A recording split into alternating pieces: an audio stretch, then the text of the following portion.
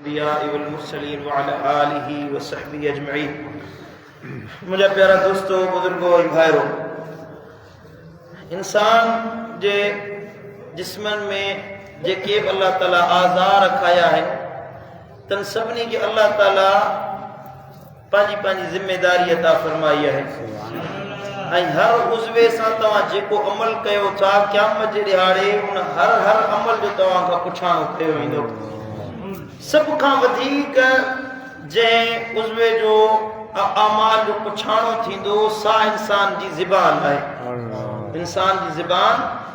सभिनी खां वधीक अमल करण वारी तव्हांजी ज़बान आहे अधु इंच जेतिरी सम्झो था। हेॾो वॾो जिस्म आहे उन में हिकिड़ी ज़बान इंसान जी चम जी बग़ैर हटजे। अल्लाह ताला इन में वॾा कमाल रखाया आहिनि। तव्हां इन सां क़ुर पढ़ी सघो था, इन सां तिलावत करे सघो था, इन सां अमर ऐं नही जा कम करे सघो था, पर अक्सर तौर ते माण्हू इन ज़बान जे ज़रिए गुनाहनि में मुब्तला हूंदा आहिनि। पंहिंजी ज़बान सां गंदा ऐं पुठा लफ़्ज़ ॻाल्हाइण इहो कबीरो गुनाहनि मंझां हिकिड़ो गुनाह आहे। सुठा लफ़्ज़ ॻाल्हायो, सुहिणा लफ़्ज़ ॻाल्हायो, इन सां अल्लाह तव्हांखे अजुर बता फरमाईंदो, इनाम बता फरमाईंदो, तव्हां पंहिंजो मक़सद पूरो करे सघो था। मलामत करणु, कंहिंजी ज़ात पात ते मेणो ॾियणु, पंहिंजी ज़बान सां कंहिंखे गार ॾियणु, झेड़ो करणु, फसाद करणु, झगड़ो करणु, कंहिंसां नाशाइस्ता ॻाल्हाइणु, इहे सभु ज़बान सां शुरू थींदा आहिनि ऐं उन्हनि जी इंतिहा फसाद सां ऐं क़त्ल ते वञी पहुचंदी आहे। हर झेड़ो ज़बान सां शुरू थींदो आहे न, उनजी इंतिहा वञी कंहिंजो रत वहाइण ताईं थींदी आहे। हबीबन करीमन सल्लल्लाहु तआला अलैहि वसल्लम फरमायो, इन मिन अकबरिल कबाइर ऐं यलअन अर्रजुल वालिदैहि, बेशक कबीरन गुनाहन मां हिकिड़ो वॾो गुनाह इहो आहे जो माण्हू पंहिंजे वालिदैन ते लान तान करे पंहिंजे अबे अम्मा खे गार ॾे। अर्ज़ कयो या रसूल अल्लाह व कैफ़ यलअन अर्रजुल वालिदैहि, पंहिंजे पीउ माउ खे को माण्हू कीअं गार ॾींदो? अबे खे को माण्हू गार ॾींदो आहे छा? पंहिंजी माउ खे को गार ॾींदो आहे? साईं जन फरमायो त यसुब्बु अर्रजुलु अबर रजुलि फयसुब्बु अबाहु व यसुब्बु उम्मुहु, को माण्हू ॿिए जे पीउ ते या ॿिए जी माउ खे गार ॾे, उहो वराए वरी तुंहिंजे माउ पीउ खे गार ॾींदो। इहो हुन गार न ॾिनी आहे, इहो तो पाण पंहिंजे पीउ माउ खे गार ॾिनी आहे। सम्झो था? मदीने वारे साईं फरमायो त गारियुनि खां बचो, हत्ता के माण्हुनि खे त गार न ॾियो पर जानवरनि खे बि गार न ॾींदा कयो, हैवाननि खे या बेजान शयुनि खे बि गार न ॾींदा कयो। हत्ता के महबूबन करीमन सल्लल्लाहु अलैहि वसल्लम ईअं फरमायो त ला तसुब्बु दीक, जेको कुकड़ आहे न कुकड़ खे बि गार न ॾींदा कयो। छो? फइन्नहु यूकिज़ु लिस्सलात, छो त इहो बांग ॾेई माण्हुनि खे निमाज़ जे लाइ उथारींदो आहे। ॾिसो न महबूबन केॾी भली ॻाल्हि ॻोल्ही। साईं फरमायो कुकड़ खे बि गार न ॾींदा कयो, छो त उहो बांग ॾेई वॾे आवाज़ सां रेड़ियूं करे माण्हुनि खे निमाज़ जे लाइ उथारींदो आहे। जे कुकड़ बांग ॾे उनजे करे महबूब उनखे गार ॾियण खां मना कनि त को इंसान हुजे उनखे गार ॾियणु किथां जाइज़ थी वियो? हबीबन करीमन फरमायो ला तसुब्बु रीह, हवा तेज लगे, तेज हवा लगे तो उन हवा खे गार न ॾींदा कयो। छाजे लाइ? फइज़ा रअयतुम मा तकरहून फक़ूलू अल्लाहुम्मा इन्ना नसअलुका मिन खैरि हाज़िहि रीह, तव्हांखे जेकॾहिं हवा पसंदि न आहे, तेज हवा थी लॻे त पोइ तव्हां दुआ घुरंदा कयो, मुंहिंजा मौला हीअ जेका हवा घुलाई अथई इन में असांजे लाइ ख़ैर ऐं बरकत नाज़िल फरमा। गार न ॾियो, हवा खे बि गार न ॾियो। ॾिसो मदीने वारे साईं जी तालीम केॾी भली आहे। मुंहिंजा दोस्तो, सही मुस्लिम शरीफ जी हदीस आहे, साईं करीमन फरमायो अल मुतसब्बान मा क़ाला फअलल बादि मा लम यतदिल मज़लूम, ॿ माण्हू जॾहिं गार ॾींदा आहिनि या कुझु चवंदा आहिनि ऐं उनजे गुनाह जी अगराई करण वारो जेको थिए सभिनी खां पहिरियां उहो जहन्नम जी बाहि में सारियो वेंदो। अगराई करे जेको ॿ ॼणा गार ॾियनि था, ॿई गुनाहगार आहिनि, ॿई ख़ातिर, पर जेको अगराई करे अॻियां वधी वञे गार ॾियण में, पहल करे गार ॾियण में, त अज़ाब वधीक उनखे थींदो जी शुरूआत कई आहे। हुनजी ज़बान ख़राब की, पंहिंजी ज़बान ख़राब की, केसिताईं जो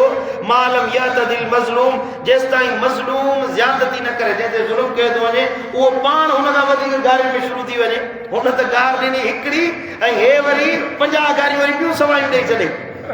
पोइ हुनजो गुनाह घटिजी वेंदो, हिन जो गुनाह अञा वधी वेंदो। हबीबन फरमायो अल मुतसब्बान शैतानान, गालियूं ॾियण वारा शैतान आहिनि ये शैतान मिसल आहिनि यतहासरान व यतकाज़बान उहे हिक ॿिए जे मुक़ाबले में बदज़बानी कंदा आहिनि हिक ॿिए ते कूड़ हणंदा आहिनि इहे ॿई गुनहगार आहिनि ॿई शैतान मिसल आहिनि गार जण एॾो वॾो बुरो फेल आहे मदीने वारे साईं फरमायो सिबाबुल मुस्लिम फुसूकुन व क़ितालुहु कुफ्रुन मुस्लमान खे क़त्ल करण कुफ्र आहे रतबो आहे मुस्लमान जो इहो कुफ्र आहे उहो माण्हू बेईमान थी वियो काफ़िर थी वियो ऐं जेको मुस्लमाननि खे गार ॾे उहो वॾो फासिक इंसान आहे हिकिड़ो हूंदो आहे फासिक ॿियो हूंदो आहे फाजिर सॾिबो आहे जेको लिकी गुनाह करे इहो घटि अज़ाब थींदो लिकी गुनाह करे अलाह जी मर्ज़ी आहे बख़्शे छॾे अल्लाह जी मर्ज़ी आहे लिकी हुनजो हिसाब करे छॾे लिकाए फासिक सॾिबो आहे जेको ज़ाहिर ज़ुहूर गुनाह करे सरेआम गुनाह करे इहो वॾो गुनहगार आहे अल्लाह वटि पुछड़ो आहे मलाइकनि जी लानत आहे हुनजे मथां मख़लूक में बि उहो सही मुंहिंजा मलऊन बणिजी वेंदो आहे जेको फिस्क कंदो आहे ज़ाहिर ज़ुहूर गुनाह कंदो आहे मुंहिंजा मिठा मदीने वारे साईं फरमायो जेको गार थो ॾे इहो फासिक इंसान आहे उन गुनहगारनि वांगुरु जेको सरेआम शराब पीए सरेआम ज़िना करे सरेआम धाड़ा हणे सरेआम बदकारी करे उन में सिलाई जेको गारियूं ॾिए थो अॼुकल्ह फैशन थी वियो आहे गार ॾियण माण्हू हिनखे गुनाह नथा सम्झनि गार ॾियण खे माण्हू आम ॻाल्हि था सम्झनि हिनखे मामूली भाइनि था गार ॾियण वारो माण्हू अल्लाह जी रहमत खां परे थी वेंदो आहे इहो मलाइकनि खे अज़ियत पहुचाईंदो आहे जेके मलाइक तव्हांजे कुलनि ते वेठा आहिनि मुंहिंजा मिठा पंहिंजे पाण खे अल्लाह जी रहमत खां महरूम न कयो गार ॾियण अल्लाह ऐं हुनजे रसूल खे सख़्तु नापसंदि आहे हज़रत अबू बकर सिद्दीक़ रज़ियल्लाहु ताला अन्हु खे हिकिड़ो मुनाफ़िक़ गारियूं पियो ॾे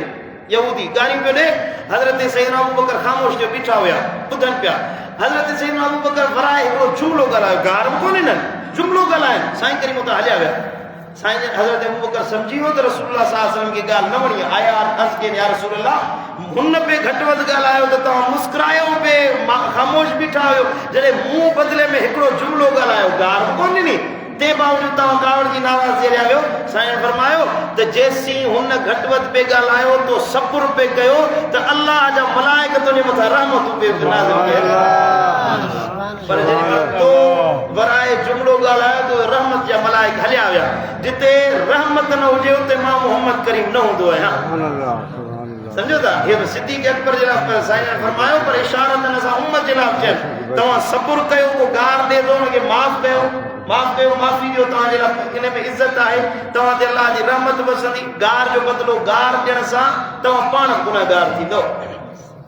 ॿियो त ठहियो पर अफ़सोस जहिड़ी ॻाल्हि आहे अलाए जो मुंहिंजे ज़हन ते अॼुकल्ह मौलवी सुवार थी विया आहिनि मौलवी तकरीर में गारियूं था ॾियनि हिकिड़े मौलवी खे मूं चयो त ख़ुदा जा पाना गारियूं था ॾियनि चई अलाह पाण गारियूं ॾियनि क़ुर में माज़ल्लाह अलियाज़ु बिल्लाह नकले कुफ्र न बाशो रब तो गारियूं ॾे मुंहिंजो कहिड़ी ॻाल्हि ॾिनी अलाह ताला जे जो साईं करीम जे गुस्ताख जे लाइ चयो उतुलिम बाद ज़ालिक ज़नीम उहो हरामी जो ॿार आहे इहो गार किथे आहे इहा त अलाह हक़ीक़त बयानु कई आहे हक़ीक़त जेका क़ुर सच आहे न क़ुर हक़ बयानु कंदो आहे उनखे पंहिंजी तावील पंहिंजे बुरे कम खे ग़लति ऐं नाजाइज़ कम खे साबित करण जे लाइ क़ुर जो इस्तेमालु कर इहो गार ॾियण खां वॾो बुरो फेल आहे गारियूं ॾियणो चाहियो था त वरी पंहिंजो वात ख़राबु कयो क़ुर ऐं हदीस खे त हुनजे विच में न आणियो ओ हिकिड़े शिकारी कयो शिकार ॿ ॼणा हुजनि सो शिकारी हिकिड़ो शिकार कई हरणी ॿिए वरी गदह पकतो हरणी पई रोए त गदह पियो रोए माण्हू हरणी खे गदह चयो त हरणी तूं त हिला हा मां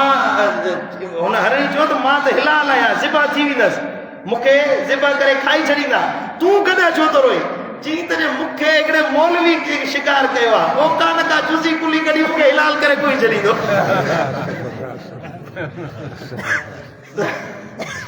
अल्लाह पंहिंजी पनाह में रखे इहो त हिकिड़ी तंज़ आहे आलिमनि जो वॾो शान आहे इंशाअल्लाह सुभाणे तव्हांखे ॿुधाईंदुसि जेके रब्बानी आलिम आहिनि पर इहो जेको वेही गार ॾे कंहिंखे खिंज़ीर चवे तकरीर जे दौरान मलऊन चवे कंहिं ते लानत विझे कंहिंखे बुरो ॻाल्हाए कंहिं साईं करीमन फरमायो जेको लानत जो हक़दार न आहे उन ते लानत विझो या लानत वरी तव्हांजे मथां अचे पवंदी आहे लैसल मोमिन बित्तआने मोमिन कदे लानत करण वारो न हुंदो आहे वल लआने वल फाहिशे वल बज़ीए मोमिन तानो न ॾींदो आहे लानत न कंदो आहे बदकिरदारी न कंदो आहे बद अखलाक़ी न कंदो आहे मोमिन उहो आहे जेको अखलाक वारो हुजे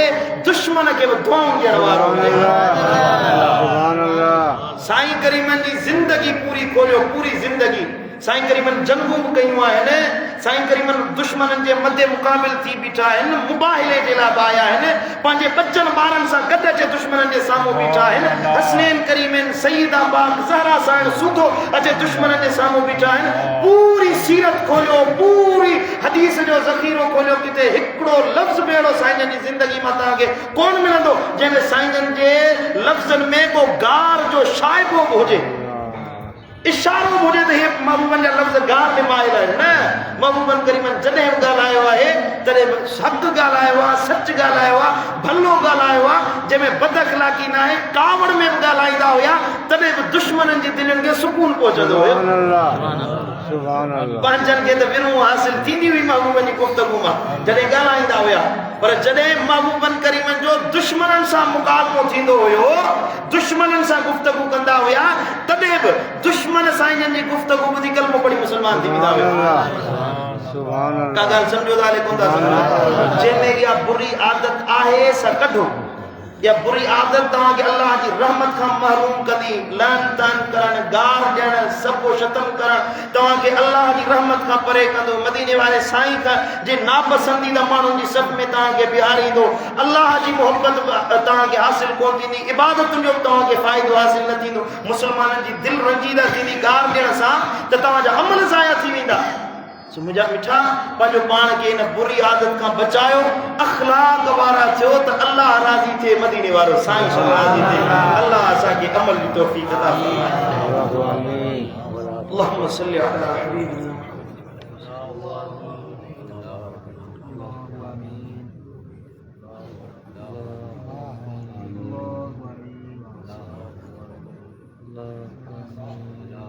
Allah